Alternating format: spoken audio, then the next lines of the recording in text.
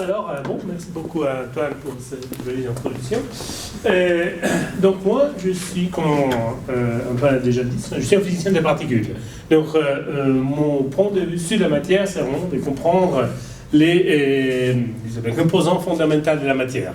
Donc s'il y a des autres gens qui étudient plutôt comment la matière est organisée, donc je ne sais pas, des gens qui étudient la physique des solides, la physique des liquides, etc. Moi par contre, j'essaie de comprendre justement comment la matière est formée, quelles sont les lois fondamentales qui font interagir les particules élémentaires. Donc je travaille principalement avec les CERN aujourd'hui, et là on fait des collisions. Donc on essaie d'étudier, de comprendre la matière en faisant collisionner des particules, en faisant des grands chocs de très haute énergie entre les différents particules. Voilà, alors on peut déjà commencer par quelque chose de très familier, ça c'est le chat d'Antoine en face du lac, qui regarde les lacs. Et alors, pourquoi j'ai montré ces photos? C'est toujours joli de commencer par un chat, non?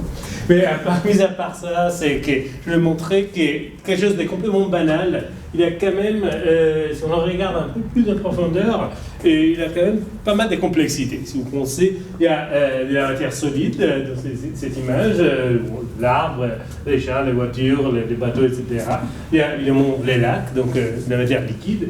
Il y a des nuages, on ne les voit pas très bien, des nuages, donc de la vapeur d'eau, du gaz, évidemment de l'air, etc. Donc là, il y a différents types de matières. Il y a un quatrième en fait, phase de la matière, c'est les plasmas. En fait, les plasmas, c'est du gaz chargé électriquement. Et donc les plasmas, on ne les voit pas non au nom de la vie quotidienne, mais par exemple, si vous voyez un aurore boréale, c'est du plasma, donc c'est vraiment du gaz ionisé, donc du gaz chargé qui dessine des images dans le ciel. Et puis évidemment, nous avons de la matière solide, nous avons de la matière organique, les chats, l'arbre, etc. Nous avons de la matière inorganique, l'eau, le métal, etc. Nous avons de la matière des synthèses chimiques, donc par exemple la plastique des bateaux, donc les plastiques des bateaux. Donc vous voyez, il y a quand même beaucoup de choses, même dans l'image très standard, aussi en plus, ça c'est à température ambiante. Si vous chauffez, il y a des choses bizarres qui se passent, ou si vous refroidissez la matière, il y a des choses encore plus bizarres qui se passent. Par exemple, la surconductivité et la superfluidité. Qu'est-ce que c'est? Bon, c'est que si vous avez un matériel, par exemple au CERN, qui utilise des liages de niobe-titane, et vous refroidissez ces matériels à très basse température, ces matériels perdent complètement sa résistivité électrique, sa résistance électrique. Vous pouvez faire passer de la courante électrique énorme, jusqu'à 13 000 ampères, sans aucune résistance électrique. Là, vous pouvez créer un champ magnétique énorme. Et par contre, si vous mettez un matériel surconductif dans un champ magnétique, là, il va expulser complètement les lignes de force du champ magnétique et vous pouvez faire léviter simplement un matériel, simplement parce que c'est les champs magnétiques qui vont le pousser vers le haut. Et ça, c'est la propriété de la surconductivité, c'est quelque chose de très spectaculaire. Je ne sais pas si vous avez déjà vu une exposition dans laquelle ils vont refroidir un petit cube comme celui-là, et dès qu'il a la température suffisante pour devenir surconducteur, là, il commence à léviter tout seul parce qu'il expulse les lignes de force du champ magnétique. L'autre propriété intéressante, c'est la superfluidité. Et ça, c'est pour l'hélium liquide. L'hélium, c'est les seuls matériels qui restent liquides à très très basse température, très proche du zéro absolu. Donc, avec l'hélium, vous pouvez baisser la température minuscule. Mais par contre, l'hélium, à cette très basse température, perd sa résistance mécanique. Et donc là, si vous avez un petit lac d'hélium liquide, vous mettez en paille, une partie d'une bouteille, etc. Par capillarité, l'hélium s'attache aux parois de la bouteille. Dans ces cas-là, il sort et forme une petite fontaine. Sans rien, sans besoin d'avoir un moteur, l'hélium tout seul, il monte par capillarité, il fait une petite fontaine. Mais bon, là, il faut de l'hélium qui a une température d'environ 2 degrés absolus, donc moins de 171 degrés Celsius. C'est la température, justement, à laquelle nous utilisons l'hélium au CERN, dans l'accélérateur du CERN. Parce qu'on utilise ces propriétés-là pour envoyer l'hélium sur tous les 27 km de l'accélérateur sans avoir de résistance mécanique. Voilà, donc la matière, elle est simple ou complexe. Là, si on regarde justement, même en photo d'un chat, on se rend compte que la matière est très complexe. Mais par contre, toujours, disons, même les philosophes, ils ont l'idée que peut-être la matière pouvait s'expliquer par un petit nombre de composants élémentaires. Donc déjà les Grecs, ils avaient cette idée de 4 éléments, la terre, l'air, les feux et l'air, et l'eau. Et en mélangeant ces 4 éléments, de quelque manière, l'idée c'est de pouvoir construire toute la matière. Évidemment, ça c'était une vision un peu naïve. Aujourd'hui, nul de ces 4 éléments c'est considéré comme un élément fondamental. Quand même, c'était intéressant, c'était quelque chose qui est toujours resté un peu dans la tête des scientifiques. Peut-être la complexité de l'univers peut s'expliquer par des interactions complexes d'éléments simples. Donc voilà, aujourd'hui, la réalité est beaucoup plus complexe que ça. Et alors peut-être maintenant, moi je vais un petit film, bon c'est pas moi qui l'a fait, mais il a fait des films, est-ce qu'on peut le montrer, qui montre justement, c'est un film fait par des étudiants qui ont visité les CERN, et après ils ont fait ce film. Ils ont pris la même image à des échelles complètement différentes. Donc là, ça part des fleurs qui ont vu dans le jardin du CERN, et donc ça, vous pouvez élargir l'image 1 mètre, 10 mètres, puis 100 mètres. Donc, je sais pas si vous connaissez un peu, ça c'est le jardin du rêve du CERN, 100 mètres, puis après. Et 1 kilomètre, voilà. Après, évidemment, 10 km, vous voyez l'aéroport de Genève, le site du CERN, à peu près par là. Là, bon, ils ont un peu changé les centres, mais ça c'est les lacs, évidemment, 100 km, c'est une taille qui est bien. 1000 km, on commence à voir les Alpes, l'Italie, la Corse, etc. Tout ça, c'est assez familier. Par contre, dès qu'on commence à augmenter la taille, donc 5000 km, on voit encore la forme de la Terre, pour les étoiles. Alors là, 1 million de kilomètres, ça commence à être un peu la taille de l'orbite de la Terre. Et encore plus, on commence à voir le système solaire, les orbites des planètes du système solaire. Là, on passe à 10 puissance 12 mètres, c'est 1 million de mètres. 10 millions de mètres, c'est encore le système solaire. Là, on commence à s'éloigner du système solaire. Donc 10 puissance 15 mètres, on commence à voir les soleils comme une petite étoile entre les autres étoiles. Je ne peux pas savoir un peu la structure de la galaxie, de la Voie lactée.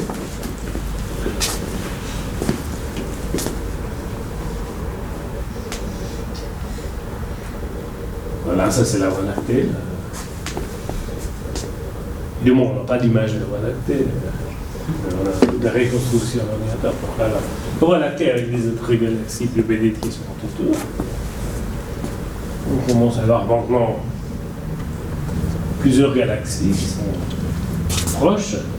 Et là, la structure, la grande échelle de l'univers, n'est pas une structure uniforme du tout. Il y a des filaments de l'univers. On ne sait pas pourquoi. Bon, on a des modèles, évidemment, de l'évolution de l'univers. Et voilà, donc ça c'est un peu en photo, la plus grande photo qu'on a, en reconstruction à grande échelle de l'univers. Et maintenant, on part pour les petits. Moi, je ne vais pas dire infiniment petit, c'est pas infiniment, c'est très petit et très grand. Bon. Alors, on revient sur les roses, sur les fleurs. On se concentre sur une mouche, donc un centimètre. Les yeux de la mouche, voilà, ça c'est l'œil de la mouche. 1 millimètre de taille. Encore, bon, 1/10 de millimètre. Vous voyez la structure des yeux de la mouche. Alors là, il y a un petit là, bon, c'est pas pour voir, ça c'est quelque chose qui rend la mouche sensible à l'air, au mouvement de l'air, quelque chose comme ça. Ça c'est pour recevoir les cellules. la structure de DNA, ADN, on sait pas. Là, c'est pas la mouche, mais c'est des choses qui ont fait en écriture microscopique, qui ont fait en changeant en mettant des différents atomes avec un forme particulier pour voir si c'était capable de le lire. On commence à voir les dimensions de l'atome, 10 puissance moins 11 mètres, et là, on voit les noyaux de l'atome. Le plus grand encore, ça c'est les noyaux, pour savoir les différentes particules qui composent les noyaux. 10 puissance moins 14 mètres, c'est la taille d'un noyau moyen. 10 puissance moins 15 mètres, ça s'appelle un femtomètre, c'est la taille d'un proton.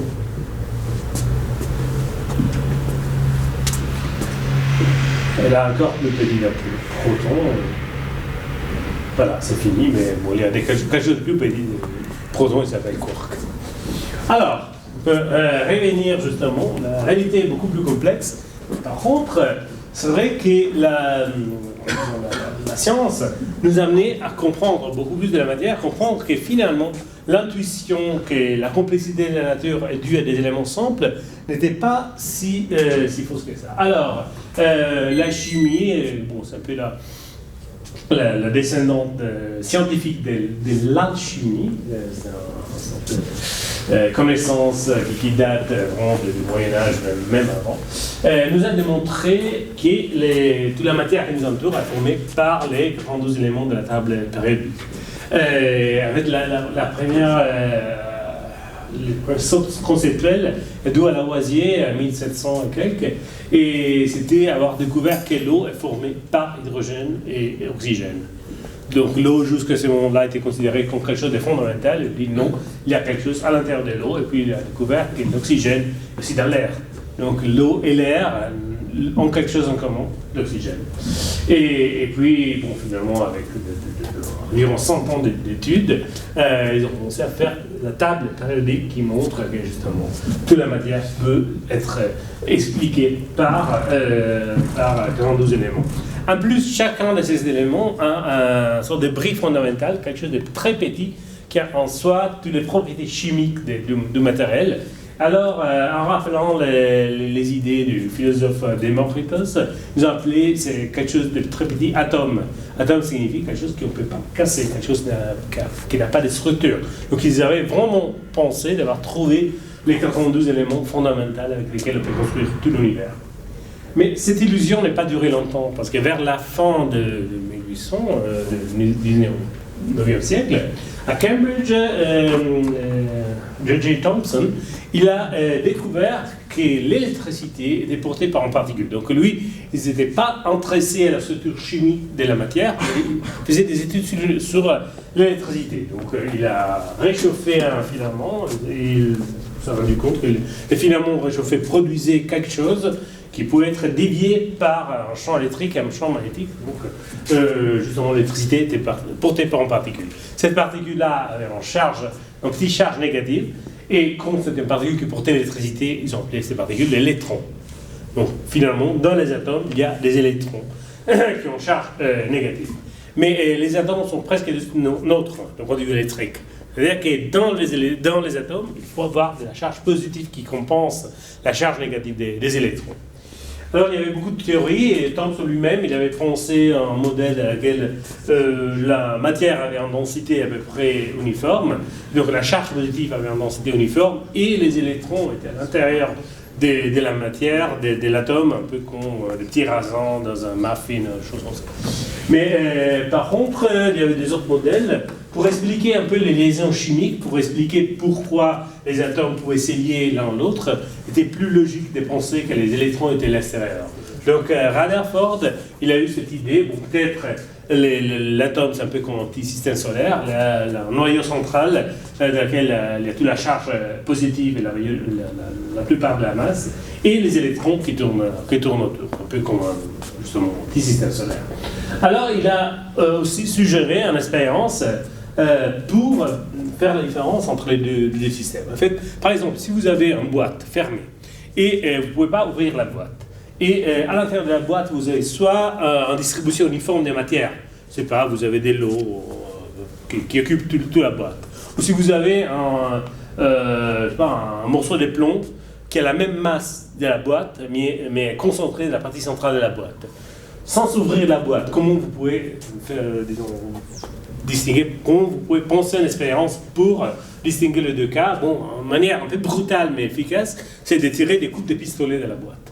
Pourquoi? Bon, si vous avez une distribution uniforme des matières, évidemment, le projectile doit sortir à peu près avec la même direction dans laquelle il est entré. Si vous avez un bloc de plomb dans la partie centrale de la boîte, bon, si le projectile ne touche pas le bloc de plomb, évidemment, on va sortir dans la même direction, mais quand le projectile va toucher le bloc de plomb, il sera dévié dans un grand angle. Donc, l'effet d'avoir bombardé, donc, Rutherford a suggéré justement de bombarder une petite feuille d'or avec des particules alpha, donc des particules positives, des noyaux d'hélium, et voir mesurer l'angle de déviation. Évidemment, la plupart de ces particules alpha allaient tout droit contre un écran placé derrière, mais parfois il y avait des particules alpha qui revenaient en arrière. C'est-à-dire des particules alpha qui étaient déviées par cette structure d'or. Donc la seule explication possible, c'est que dans l'atome, il y a un noyau lourd et que quand les particules alpha allaient toucher, impacter contre les noyaux atomiques avec charge positive, et ils prenaient un recul, donc revenaient en arrière.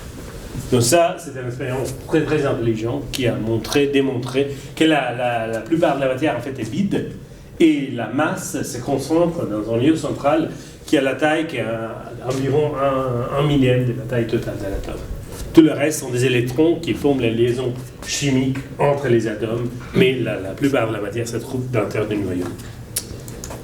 Et donc voilà, l'atome, il a un peu sa structure avec un noyau central. Aujourd'hui, nous savons qu'il y a des particules chargées positives, des protons, et aussi des particules neutres, qu'on appelle les neutrons, et les électrons qui sont autour. Alors là, quand vous voyez une image de l'atome, normalement, vous avez une image des électrons qui sont un peu comme des petites planètes qui tournent. Même dans les panneaux à l'entrée de Genève, non, pour montrer qu'il y a le CERN, il y a un petit atome dans lequel les électrons font des orbites. Ça, c'est faux. Complètement faux. Parce que si vous avez une particule chargée qui fait une orbite circulaire, même pas circulaire, mais elliptique comme vous voulez, la particule chargée va émettre de la radiation électromagnétique. Et elle va perdre beaucoup d'énergie. Mais par contre, si on observe des atomes à l'état fondamental, l'atome n'émet pas de radiation électromagnétique, les électrons ne perdent pas d'énergie et restent toujours dans leur orbite.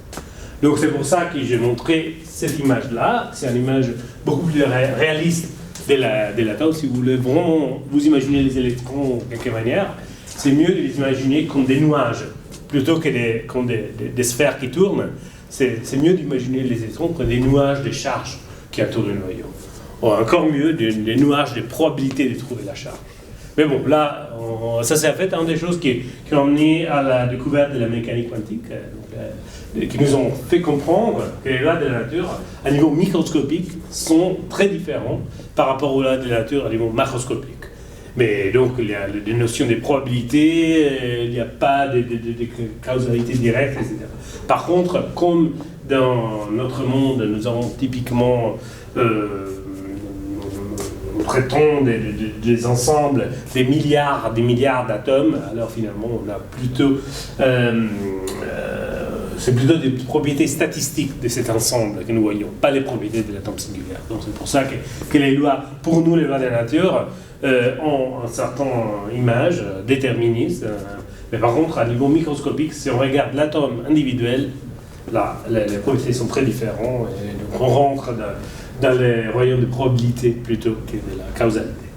Bon, on n'est pas là pour faire une leçon de mécanique quantique, mais on va quand même continuer notre exploration de la matière en se demandant, mais est-ce que peut-être, donc, on peut tout expliquer par trois particules, protons, neutrons, électrons.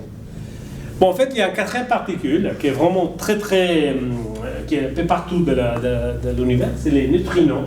Le neutrino, c'est une particule qui est justement produite dans le Soleil, produit dans l'air cosmique. Même notre corps, nous produisons environ 2000 neutrinos par seconde. Parce que nous avons des traces d'éléments radioactifs dans notre corps. Donc nous avons des désintégrations radioactives tout le temps dans notre corps.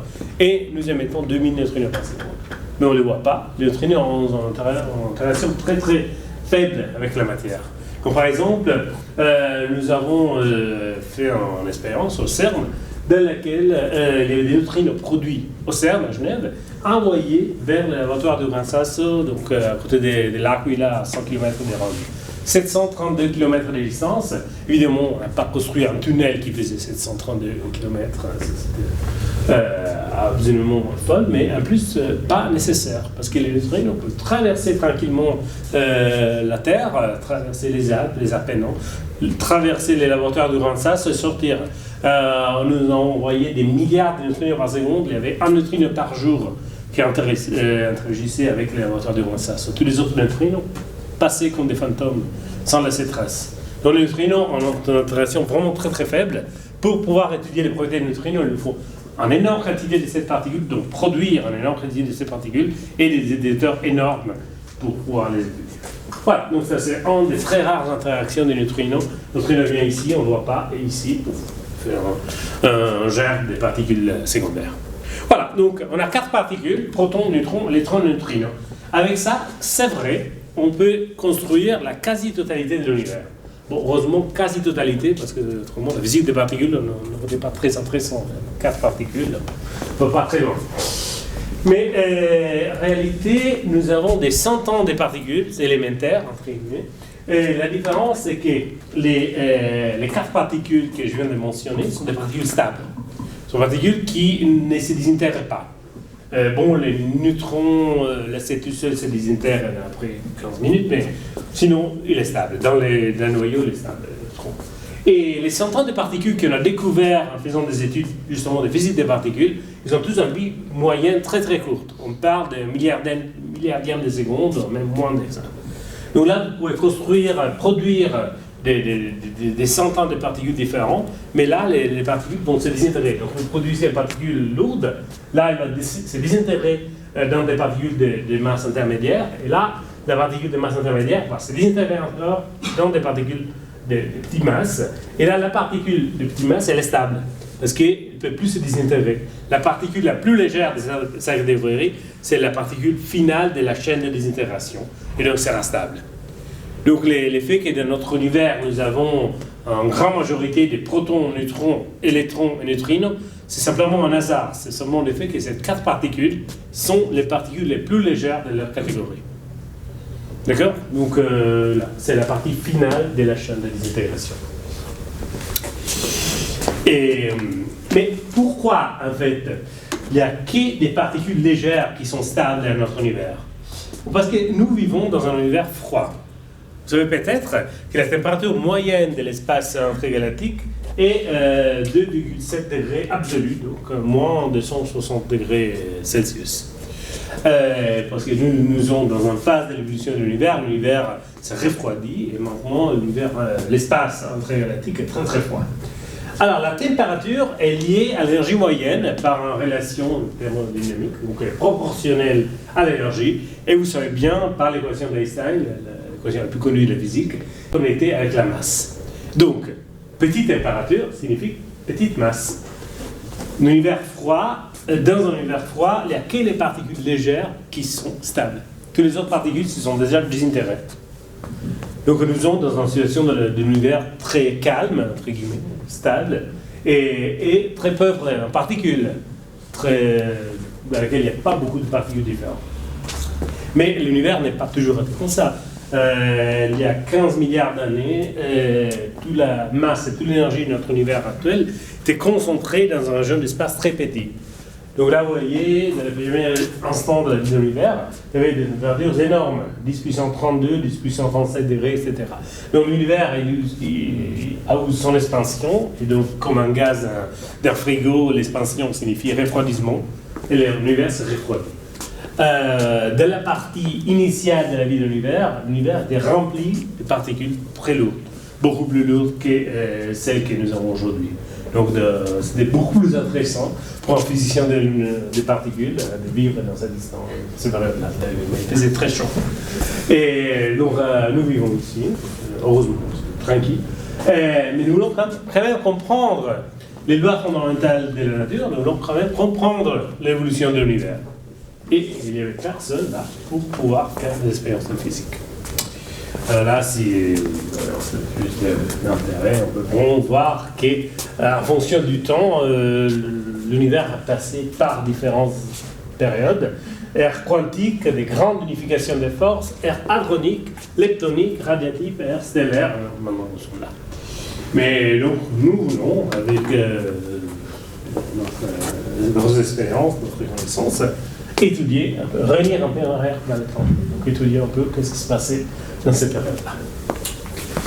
Et donc, un peu de l'archéologie cosmologique. Donc, il n'y avait personne pour faire des expériences de physique, mais nous pouvons recréer des conditions similaires en laboratoire. Comment? Nous prenons des particules standards, comme des protons qui sont partout dans le noyau, et nous faisons tourner ces protons dans un grand accélérateur. Nous donnons ces protons beaucoup d'énergie. Et là, en faisant des collisions entre les protons, les protons créent des nouvelles particules. En utilisant toujours l'équation d'Einstein, vous voyez, E égale à mc carré. Si on a beaucoup d'énergie, donc d'énergie kinétique des particules qu'on fait tourner dans l'accélérateur, on fait produire des particules de grande masse. Donc on va produire des particules dans les collisions, nous allons produire des particules qui sont beaucoup plus lourdes que les protons.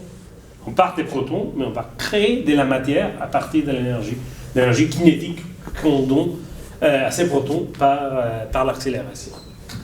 Mais alors, l'autre chose, disons, pas sympa, ou si vous voulez, très sympa, c'est que les particules lourdes que nous allons produire avec l'accélérateur sont des particules qui ont une vie moyenne très courte. Ce sont des particules qui se désintègrent tout de suite. Donc on ne peut pas les voir directement.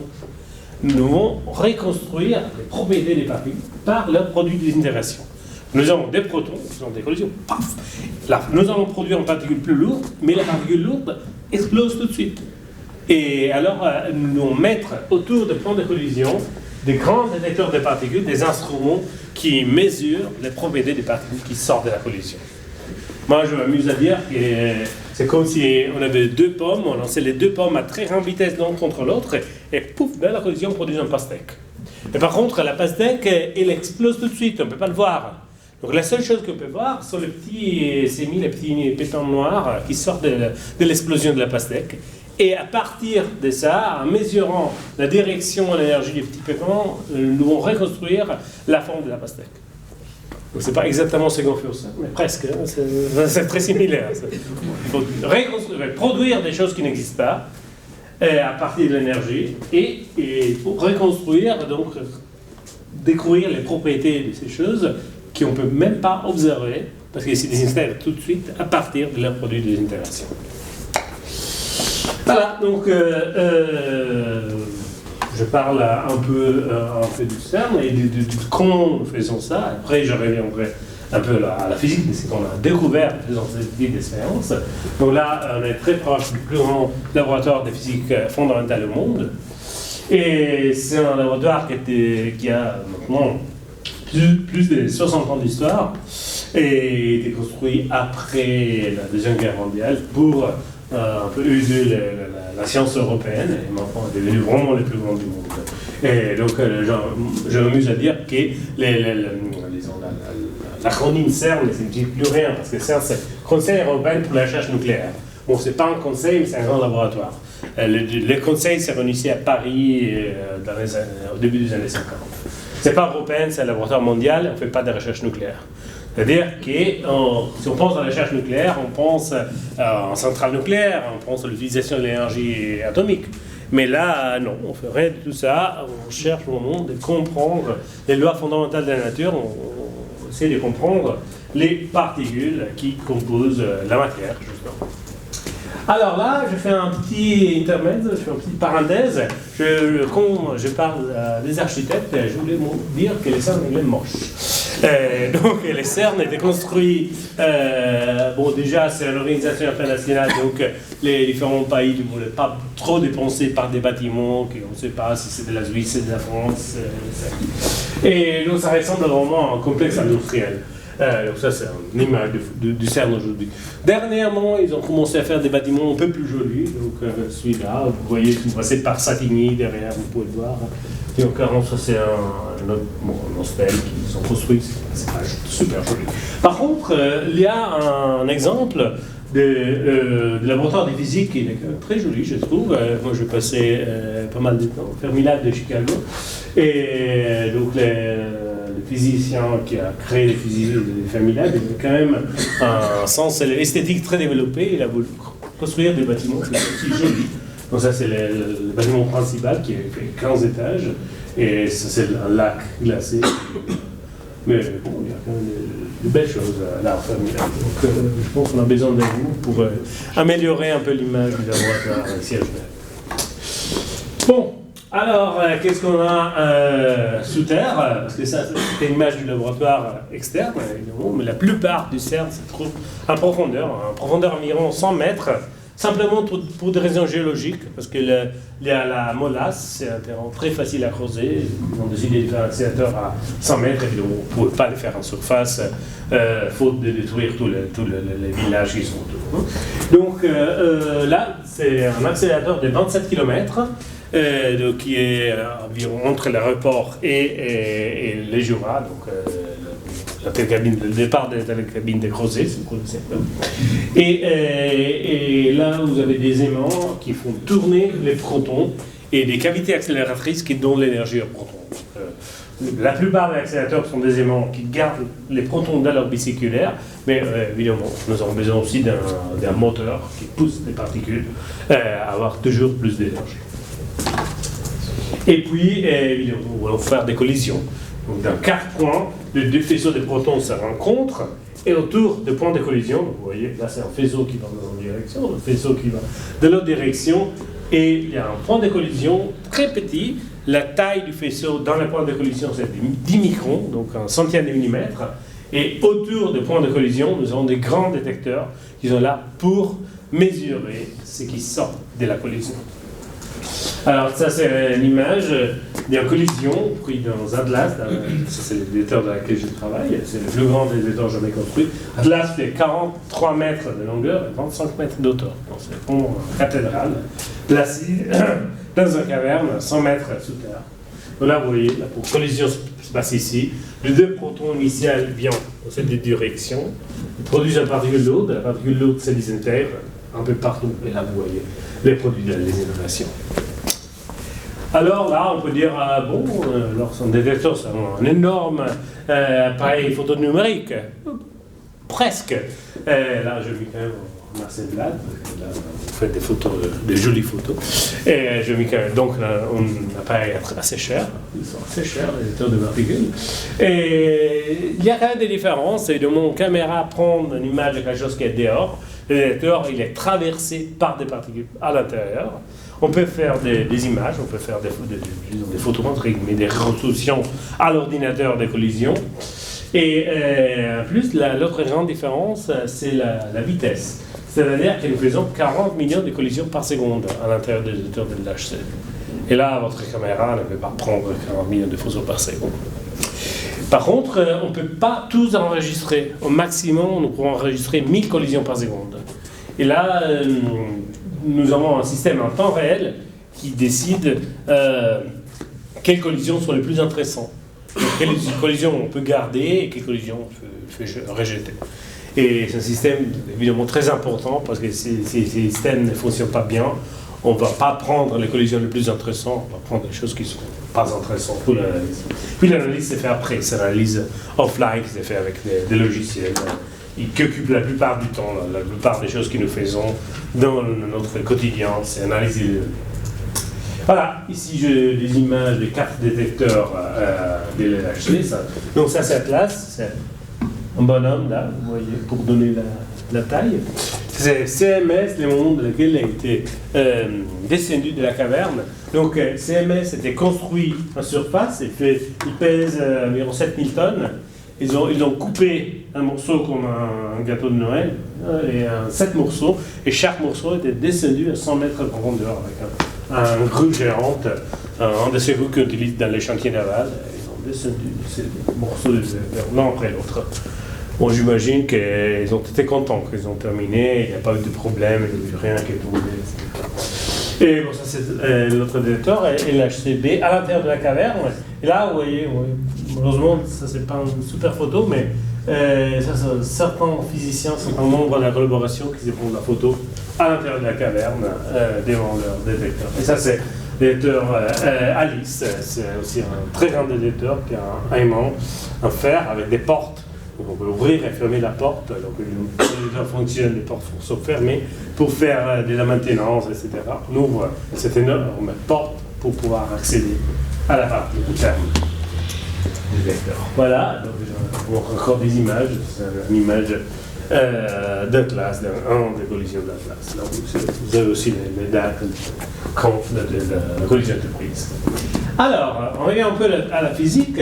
Qu'est-ce qu'on a appris avec ces expériences, pas simplement les expériences que fait au CERN aujourd'hui, mais les expériences de physique qu'on a fait pendant des décennies avant. En des questions, c'était peut-être les particules élémentaires ne sont pas vraiment élémentaires, peut-être il y a quelque chose de plus petit d'un proton par exemple. Et la réponse est oui. Quand nous avons pu découvrir ça, nous avons fait des collisions entre protons et électrons. Alors, les résultats, c'est que dès qu'on avait assez d'énergie, on pouvait casser les protons. Donc l'électron sortait toujours de la collision, mais par contre, à la place du proton, on avait beaucoup de particules plus légères de protons. Alors, on a dit, ces particules s'appellent pions. Alors, initialement, les gens pensaient, bon, peut-être donc, il y a des pions à l'intérieur du proton. Mais non, c'est encore plus complexe que ça. L'idée, c'est que soit les protons, soit les pions sont formés par des particules plus petites qui s'appellent quarks. Et alors, quand on fait des collisions entre protons et électrons, mais la structure des quarks à l'intérieur du proton est dérangée par la collision. Donc les quarks ont une particularité qui, à cause des lois des interactions nucléaires fortes, sont obligés à toujours rester entre eux. Donc on ne peut pas voir un quark libre. Il faut toujours voir des combinaisons entre les quarks. Alors les protons en fait, sont formés par des combinaisons de quarks.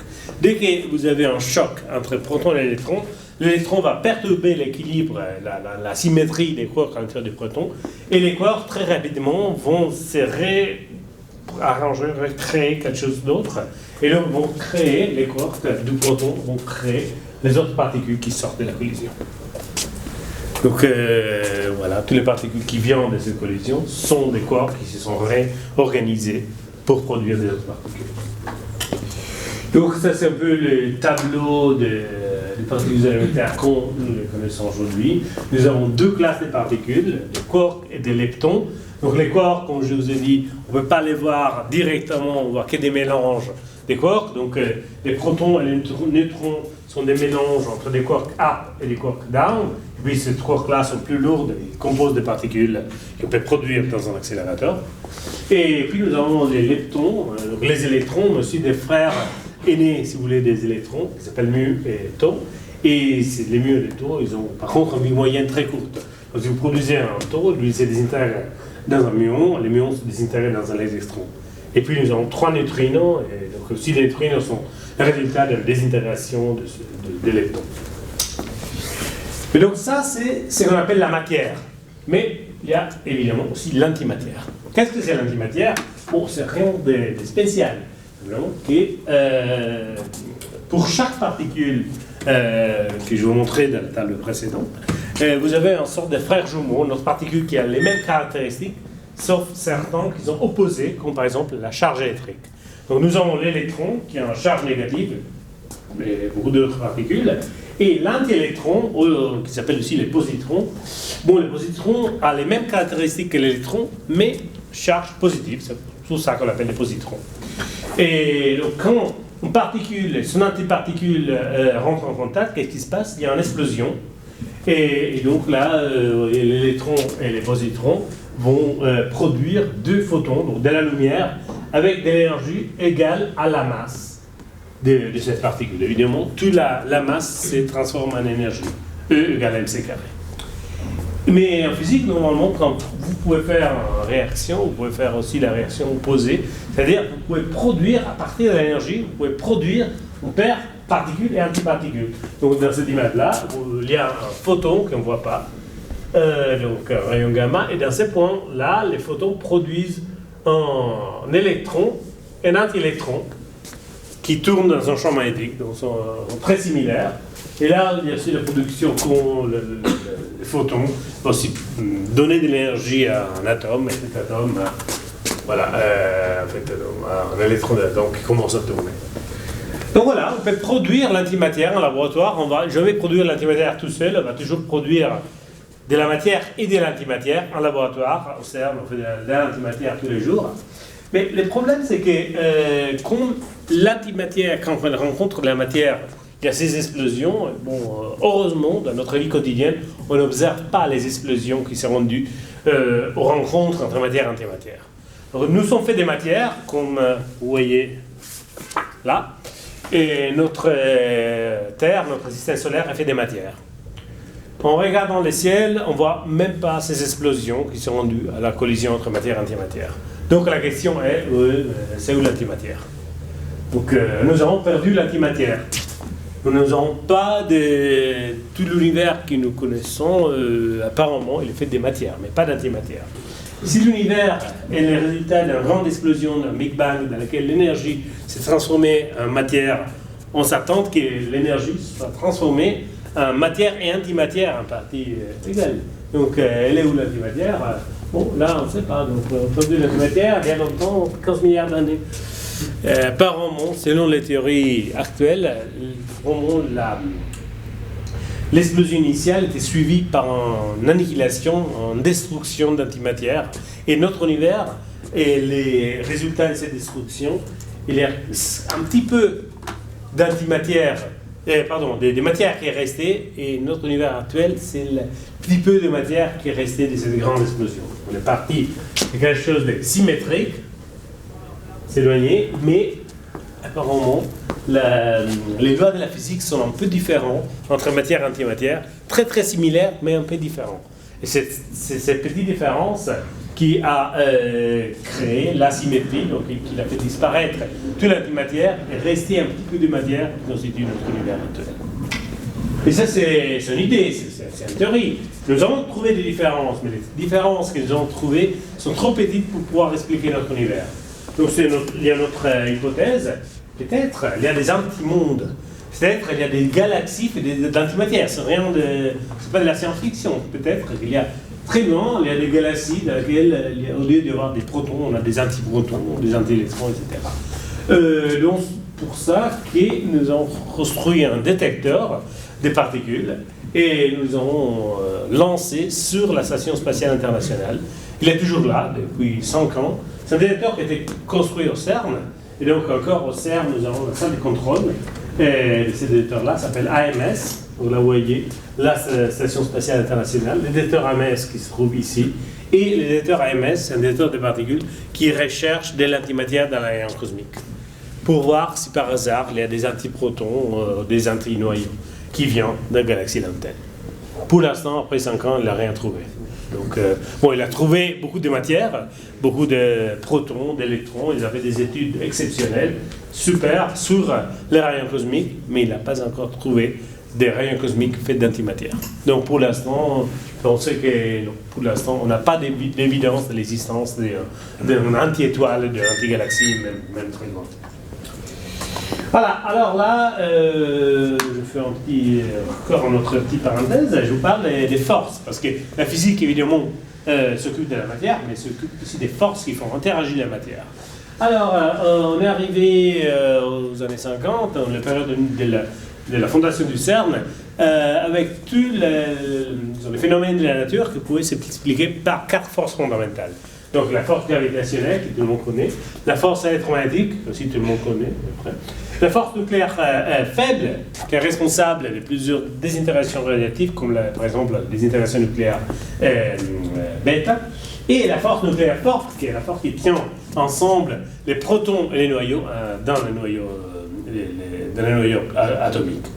Donc voilà, nous avons cette quatre forces fondamentales, mais cette vision des quatre forces est un peu dépassée maintenant.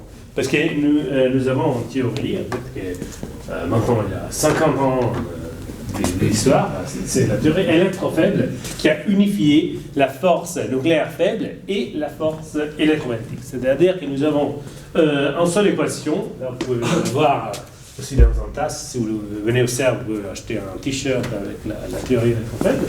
Et cette théorie-là, cette équation-là, peut expliquer des phénomènes si différents comme de la courant électrique qui passe dans un câble ou de la désintegration nucléaire bêta. C'est tout ça est dans cette équation-là. Ça, c'est une théorie qu'on appelle notre modèle standard, parce que c'est une théorie qui a eu une énorme quantité de confirmations expérimentales. La première, la plus spectaculaire, a été la découverte au CERN des bosons WZ, c'est une particule qui porte la force électrofaible unifiée. C'est une découverte de 1983. Et justement, Rudolf van der Meer a eu le prix Nobel l'année suivante pour cette découverte. Donc, il a démontré la validité de la théorie. Par contre, il y avait encore un petit morceau qui manquait dans la théorie électrofaible, c'est-à-dire l'origine de la masse. La théorie électrofaible se base, moi je ne vais pas encore faire une leçon de physique, mais se base sur des principes de symétrie. Les très jolis des produits mathématiques, c'est-à-dire qu'on a des équations, on peut les retourner, etc., on tient toujours la même chose. Et donc, en fait, ces principes de symétrie disent que toutes les particules du tableau précédent, donc les quarks, les leptons, etc., en fait, sont toutes la même particule, sauf quelques petites différences. Et en plus, comme c'est une théorie très jolie et très symétrique, ils ont tous la même masse. Donc, toutes les particules ont masse zéro. C'est pas vrai, non, vous savez bien que les particules n'ont pas de masse zéro. D'ailleurs, nous n'avons pas de masse zéro, malheureusement. Et comment expliquer l'origine de la masse? Bon, la théorie électrofaible, évidemment, en réponse pour ça, elle dit que, oui, c'est vrai, les particules ont tous masse zéro. Par contre, les particules, disons, traversent un champ. Donc, dans tout l'univers, nous avons un champ, un peu, vous savez, il y a les champs gravitationnels, non? C'est les champs qui nous tiennent collés à terre, il y a les champs électromagnétiques qui font l'attraction entre des charges électriques. Il y a aussi un autre champ qui s'appelle les champs de Higgs. Et chaque particule, n'importe où, dans n'importe quelle partie de l'univers, traverse les champs de Higgs. Et en faisant ça, la particule fait des interactions avec des autres particules qui sont les fameux bosons de Higgs. Et donc, en faisant ça, les particules gagnent de la masse. Pourquoi? Parce que la masse est de l'énergie. Vous vous rappelez l'équation d'Einstein, E égale mc carré. Chaque particule qui en soi n'a pas de masse fait toujours des interactions, échanges en continu de l'énergie avec les bosons de Higgs qui sont partout dans l'univers. Donc cet échange d'énergie que chaque particule fait avec les bosons de Higgs qui sont partout dans l'univers, c'est ce qu'on appelle la masse de la particule. En fait, la masse c'est de l'énergie, et c'est l'énergie que chaque particule qui en soi n'a pas de masse, c'est l'énergie que chaque particule échange avec les bosons de Higgs qui sont partout dans l'univers. C'est génial, c'est un mécanisme vraiment super, parce qu'il garde la symétrie de la théorie, si vous voulez, mais pas simplement esthétique, de la théorie, mais explique pourquoi les particules ont des masses et ont des masses différentes. Chaque particule fait une interaction différente avec les bosons de Higgs, et donc il a une masse différente. Évidemment, la physique, c'est une science expérimentale, et donc, pour prouver la validité de cette théorie, nous avons cherché l'expérimentation le boson de Higgs pendant des décennies. Et finalement, en 2012, donc il y a 5 ans bientôt, les deux expériences Atlas et CMS ont annoncé la découverte du boson de Higgs. Et donc, M. Higgs, M. Engelert, avaient travaillé sur cette théorie, ont été très contents. Et surtout, ils ont été très contents l'année après, quand ils ont reçu le prix Nobel pour la physique. Donc voilà, maintenant, le résultat probablement le plus important de l'LHC, c'était la confirmation de cette théorie qui montre que la masse, qui est une des choses les plus importantes de la physique, mais un des concepts de base aussi de notre vision du monde, n'est pas une propriété des particules, mais c'est une propriété que les particules gagnent par interaction avec un champ externe. Voilà, donc on peut dire, ok, mais on a découvert le boson de Higgs, on est content, on va tous arrêter. Non, on a quand même pas mal de choses que nous voulons comprendre encore. On a unifié la force électromagnétique avec la force nucléaire faible, dans la force électrofaible. Mais peut-être, on pourra aussi unifier la force nucléaire forte, et peut-être aussi la gravité. Donc les rêves, si vous voulez, c'est peut-être d'avoir une théorie unifiée, qui, avec une seule force, peut expliquer tous les phénomènes de la nature. Il y a déjà des théories qui prévoient ces grandes unifications. Mais par exemple, ces théories ont comme conséquence la désintégration d'un proton. Alors, il y a des expériences géantes, des expériences, ça c'est une piscine qui fait 40 mètres de diamètre et 40 mètres de hauteur, dans laquelle il y a de l'eau super purifiée, il y a des phototubes qui regardent l'eau, et regardent si par hasard, quelque part, dans cette tonne, c'est 40 000 tonnes d'eau, il y a un seul proton qui se désintègre. Pour l'instant, là aussi, ils n'ont rien trouvé. Par contre, ils ont gagné les prix Nobel de cette expérience pour avoir découvert l'oscillation des neutrinos. Donc, ils ont quand même fait une grande découverte, même s'ils cherchaient quelque chose d'autre. Ils cherchaient la désintégration du proton, ils ont découvert l'oscillation des neutrinos. Et puis, d'autres choses, justement, on parle des matières. La matière noire, qu'est-ce que c'est la matière noire ? Bon, on ne sait pas, autrement, on l'appellerait différemment. Mais l'observation, c'est que si on regarde les galaxies tournent avec une vitesse angulaire uniforme, un peu comme un disque sur un table, sur un disque. Mais par contre, si on regarde la densité des galaxies, on voit que la plupart de la masse de la galaxie est concentrée dans un noyau central. Mais alors, nous connaissons notre système qui est gravitationnel, de laquelle la plupart de la masse est concentrée dans les centres, c'est le système solaire, non ? Dans le système solaire, la plupart de la masse est concentrée dans le Soleil. Et bon, là, dans le système solaire, vous voyez que les planètes les plus internes tournent avec une vitesse angulaire beaucoup plus grande que la vitesse des planètes plus externes. Un an sur Mercure est beaucoup plus court qu'un an sur Pluton. Et donc, on s'attendrait, en regardant les galaxies, on s'attendrait à une vitesse de rotation qui tombe, qui diminue avec la distance. Non, pas du tout. La vitesse de rotation est uniforme. Alors, pourquoi ? Bon, on ne sait pas. Mais l'hypothèse la plus probable, c'est que dans les galaxies, il y a quand même, disons que la plupart de la masse des galaxies, ce n'est pas la masse qu'on observe, mais nous avons des particules lourdes qui n'émettent pas de lumière, qui sont partout dans l'univers et qui constituent donc la plupart de la masse des galaxies. Donc la masse des galaxies, en fait, c'est une distribution uniforme et seulement la masse visible est concentrée dans les centres de la galaxie.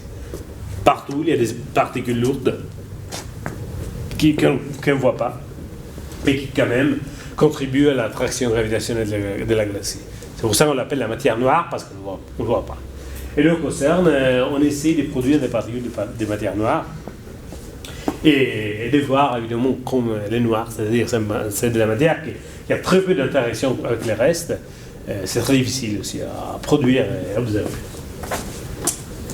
Et puis évidemment, il y a aussi beaucoup de théories.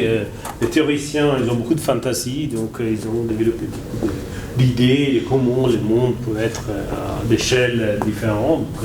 Ils ont développé ce qu'on appelle la théorie des cordes et des théories des trous noirs microscopiques qu'on peut produire, mais pas de problème. Hein. Quand les laissés démarraient, il y avait des journalistes qui commençaient à dire « Ah oui, il y a des trous noirs, non. » Écoutez, d'abord, on sera les premiers à être engloutis, donc on n'a pas trop d'intérêt à produire des trous noirs qui vont nous manger. Et donc, à la limite, si on faut produire, il y avait des théories bizarres qui disaient qu'on peut produire des trous noirs, mais ce seront des trous noirs microscopiques qui se désintègrent tout de suite, et rien à voir avec les trous noirs macroscopiques qui se trouvent au centre des galaxies. Mais bon, de toute façon, on n'a trouvé même pas les trous noirs microscopiques. C'est un peu dommage, mais ils n'ont pas. Voilà, alors tout ça, vous pouvez dire, c'est très joli, très sympa, mais bon, il n'y a pas beaucoup d'intérêt pour ma vie quotidienne, pas beaucoup de conséquences pour ma vie quotidienne. Oui et non, dans le sens que si on regarde l'histoire, on peut dire que des découvertes de physique fondamentale ont vraiment changé notre vie.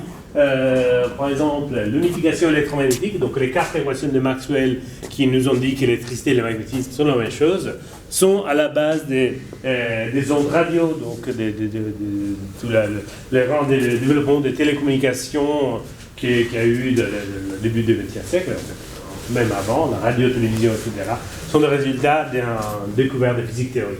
La mécanique quantique, qui est une théorie très abstraite, presque philosophique, sur le comportement de la matière microscopique, en fait, est à la base de toute l'électronique moderne.